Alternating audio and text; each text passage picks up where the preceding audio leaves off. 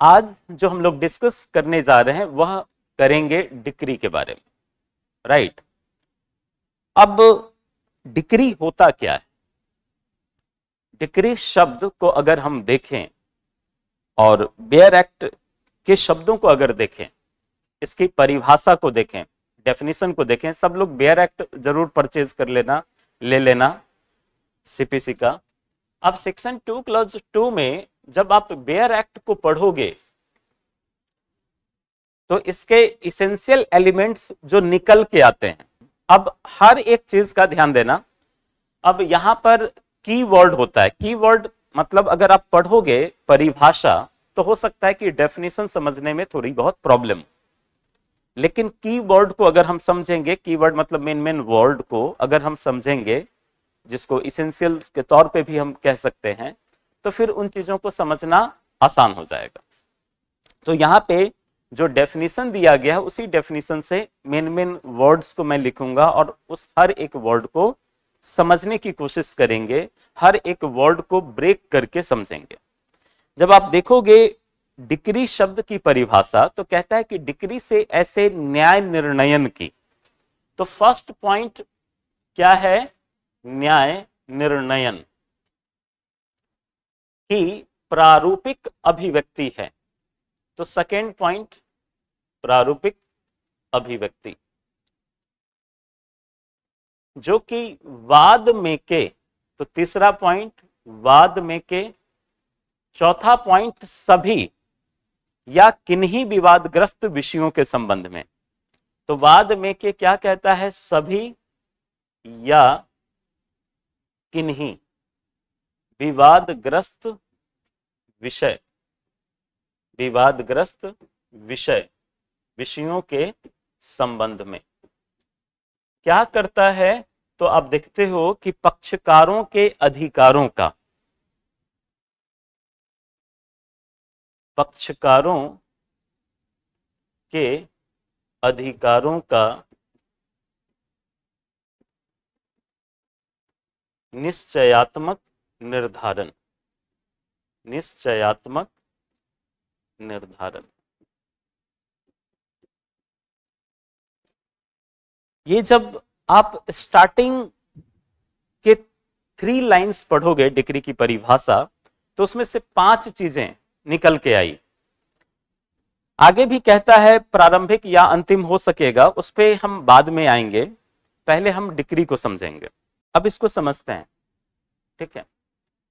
देखो, सबसे पहले यहां जो डिक्री शब्द है, इसको, इसकी जो परिभाषा दी गई है आपके बेयर एक्ट में लिखा मिलेगा, डिक्री से ऐसे न्याय निर्णयन की प्रारूपिक अभिव्यक्ति अभिप्रेत है जो जहां तक कि वह उसे अभिव्यक्त करने वाले न्यायालय से संबंधित है, वाद में के सभी या किन्हीं विवादग्रस्त विषयों के संबंध में पक्षकारों के अधिकारों का निश्चयात्मक रूप से अवधारण करता है।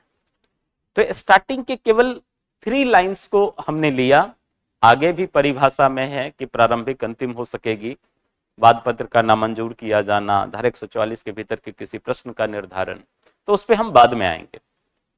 पहले स्टार्टिंग के 3 लाइंस को समझते हैं। डिक्री का जो ये इसेंशियल एलिमेंट्स है, इससे पहले हम समझते हैं कि डिक्री है क्या, डिक्री हम किसे कहेंगे। सबसे पहले हम इस पे बात करते हैं। एक होता है जनरल मीनिंग, मतलब कि सामान्य भाषा में डिक्री होता क्या है, और एक है कि इसके हर एक वर्ड को, जो लीगल वर्ड है, इस हर एक वर्ड को ब्रेक करके समझना। तो चूंकि आप लोग जुडिशियरी की तैयारी करते हो तो ऑब्वियसली हर एक वर्ड को ब्रेक करके आपको समझना है। डिक्री शब्द की हम अगर उत्पत्ति को देखें तो डिक्री शब्द की उत्पत्ति एक लैटिन शब्द डिक्रेटम से हुआ है, राइट। डिक्री शब्द की उत्पत्ति एक लैटिन वर्ड डिक्रेटम से हुआ है, डिक्रेटम, राइट, डिक्रेटम। इस डिक्रेटम का मतलब होता है निर्णय की घोषणा, राइट। इसका मतलब होता है निर्णय की घोषणा, निर्णय की घोषणा। मतलब क्या कि वह न्यायालय जब अपने जजमेंट को डिक्लेयर करे, कोई भी न्यायालय जो निर्णय देता है और जैसे ही वह उस निर्णय को डिक्लेयर करता है तो इसका मतलब है वह डिक्री। ठीक है, लेकिन यह कॉन्सेप्ट कहां का है? Latin word. और जब आप लैटिन वर्ड यूज करते हो तो लैटिन कहां की भाषा है? तो आप पाओगे रोम की, ठीक है, इटली की। तो यहां पर जो लैटिन लैंग्वेज है यह एक्चुअल में रोम की लैंग्वेज है, लैटिन। और यही वजह है कि बहुत सारे जो ब्रिटिशर्स ने जब लॉ पढ़ा या लॉ को बनाया तो आप देखोगे कि ब्रिटिशर्स पे प्रभाव था किनका? रोमन का, रोम का। जब आप हिस्ट्री पढ़ते हो तो हिस्ट्री में आप देखते हैं कि एक समय में, अगर इतिहास वगैरह कभी पढ़ा हो तो एक समय में साम्राज्यवादी प्रतिस्पर्धा थी। दौर था कि कितने से कितने देश पे आक्रमण करके या नीतियों के अकॉर्डिंग उस देश पे शासन किया जाए। और इसका प्रत्यक्ष उदाहरण भारत भी रहा है, जो बहुत दिनों तक ब्रिटिश सर्स के गुलाम रहा है, राइट। तो उस समय ब्रिटिश से भी पहले एक टाइम था रोमन साम्राज्य का जो बहुत तेजी से बढ़ रहा था। हर एक कंट्री को वो धीरे धीरे चाहता था कि इसको अपने अधीन कर लें। तो रोमन साम्राज्य जिस गति से बढ़ रहा था तो वहां पे बहुत सारी चीजें, रोम में लोगों का आना, लोगों का जाना, राइट, फिर अलग कंट्रीज पे वो अपने साम्राज्य का विस्तार करना शुरू किए, तो उससे रिलेटेड लॉ की भी आवश्यकता हुई। तो उन लोगों ने लॉ बनाया, बहुत सारी चीजें बनाई। जो इक्विटी आप पढ़ोगे, यूपी में भी सिलेबस में है और बिहार में भी इक्विटी है। इक्विटी तो पूरी तरीके से रोम का देन है, राइट। वो अलग बात है कि ब्रिटिश ने उसको काफी डेवलप किया और इंडिया ने भी उसे डेवलप किया, लेकिन उसके बारे में कहा जाता है कि रोम का। ये सवाल बिहार में 3 से 4 बार पूछ चुका है प्री में। तो खैर, तो आप क्या देखते हैं कि जो ब्रिटिशर्स थे, चूंकि सीपीसी 1908 में बना और ब्रिटिश का यहां पे रूल था और उन्होंने सीपीसी को बनाया, तो डिक्री शब्द को जब परिभाषित किए, यहां पे डिक्री शब्द लिखा, तो इसी शब्द को वहां पे रोम में डिक्रेटम कहा जाता था।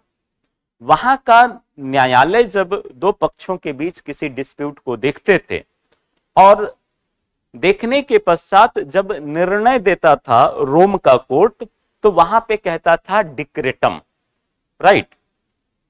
तो उसी चीज से इंग्लैंड ने सीखा और इंग्लिश में डिक्री वर्ड कहा जाने लगा। तो इसने क्या किया, डिक्री शब्द को यहां पे जब सीपीसी बना तो सेक्शन 2 क्लॉज 2 में इंट्रोड्यूस कर दिया। डिक्रेटम इंट्रोड्यूस नहीं किया, क्योंकि डिक्रेटम अगर इंट्रोड्यूस करता तो फिर लैटिन लैंग्वेज हो जाता, और ब्रिटिश का तो खुद का अपना लैंग्वेज था इंग्लिश। तो ऑब्वियसली वह लैटिन वर्ड यूज करेगा, और साम्राज्य को बढ़ाना है तो वो तो चाहेगा कि हम अपनी भाषा को काफी मजबूती से आगे बढ़ाएं, राइट। सीख वहां से रहा है, सीख वहां से रहा है, लेकिन लैंग्वेज वो अपना यूज कर रहा है, ठीक है। तो इस वजह से जब डिक्री वर्ड को इसने डिफाइन किया सेक्शन 2 क्लॉज 2 में, तो यहां पे डिक्री शब्द लिखा गया। दूसरी बात कि जब आप डिक्री की बात, जब आप डिक्री को देखते हो तो डिक्री शब्द में हम क्या देखते हैं कि डिक्री शब्द की उत्पत्ति डिक्रेटम से हुआ, जिसका मतलब होता है निर्णय की उद्घोषणा करना, निर्णय की घोषणा करना। तो निर्णय की घोषणा कब करता है कोई भी न्यायालय? जब वह मामले की सुनवाई करेगा, चाहे वादी हो या प्रतिवादी, जो भी डॉक्यूमेंट कोर्ट में पेश करेगा उन डॉक्यूमेंट्स के आधार पर वह अपना जजमेंट देगा, राइट। उसके बाद वह कोर्ट क्या करेगा, अपना निर्णय देगा। लेकिन जब हम सेक्शन 2 क्लॉज 2 को पढ़ते हैं तो यहां पर हर एक वर्ड को हमें समझना जरूरी है। सबसे पहले इस परिभाषा को, चलो ठीक है, सिंपल लैंग्वेज में आप कह सकते हो कि डिक्री क्या है, तो निर्णय की उद्घोषणा है। जब न्यायालय अपना निर्णय डिक्लेयर करती है तो वही डिक्री है, राइट। लेकिन सवाल है कि जो सेक्शन 2 क्लॉज 2 में जो डेफिनेशन दिया गया, तो इसके इसेंशियल एलिमेंट्स को अब हम लोग समझेंगे। तो डिक्री में सबसे पहला कहता है कि डिक्री से ऐसे न्याय निर्णयन की प्रारूपिक अभिव्यक्ति अभिप्रेत है। अब यहां पे ध्यान देना आप लोग, लेजिस्लेचर जो विधायिका थी जिस समय सीपीसी बना और सेक्शन 2 क्लॉज 2 में डिक्री को डिफाइन किया गया, तो अगर विधायिका चाहती तो न्याय निर्णयन के जगह पे निर्णय शब्द को लिख सकती थी। वह चाहती तो लिख सकती थी ना कि निर्णय की प्रारूपिक अभिव्यक्ति है। क्या निर्णय शब्द उनके नॉलेज में नहीं होगा? होगा ना। लेकिन निर्णय शब्द न लिख करके न्याय निर्णयन शब्द लिखा, इसका क्या मतलब है?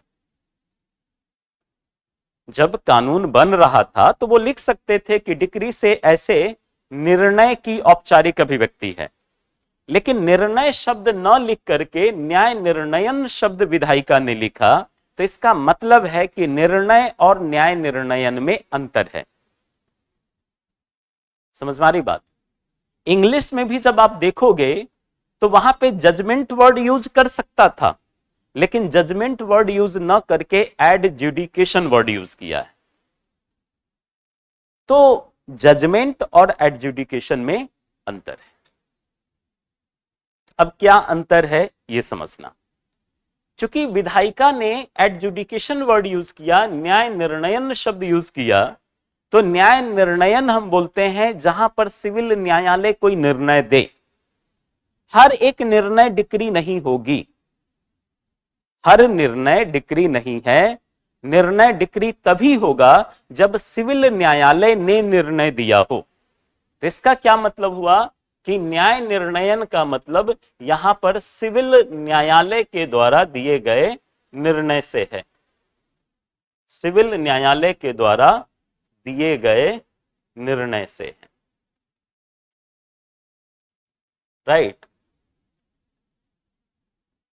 सिविल न्यायालय के द्वारा दिए गए जो निर्णय होंगे वही निर्णय न्याय निर्णयन कहलाएगा।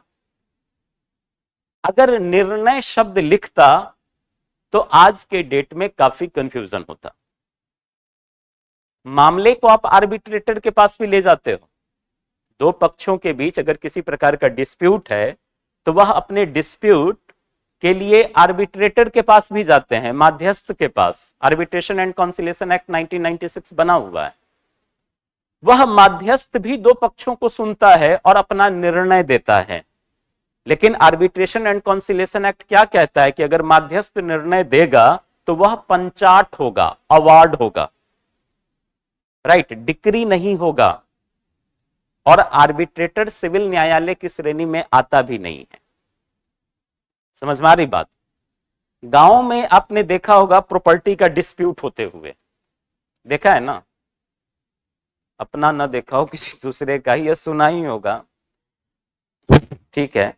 अगर मान लीजिए कि संपत्ति का अगर किसी भी प्रकार का डिस्प्यूट होता है तो गांव में हम जाते हैं सरपंच के पास, या पंच जो भी बोले, तो वहां पर वह सरपंच भी क्या करता है या पंच क्या करता है, दोनों ही पार्टी को सुनता है और पंच भी अपना निर्णय देता है।